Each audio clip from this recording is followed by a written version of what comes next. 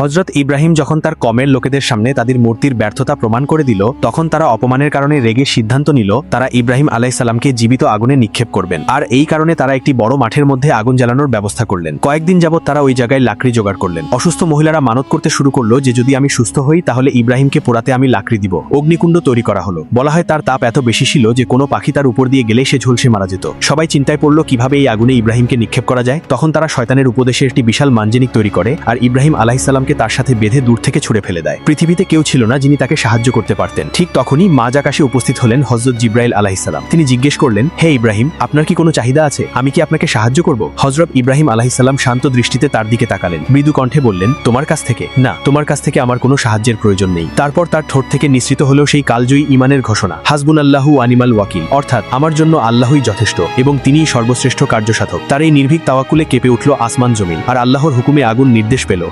قلنا يا نار كوني بردا وسلاما على إبراهيم।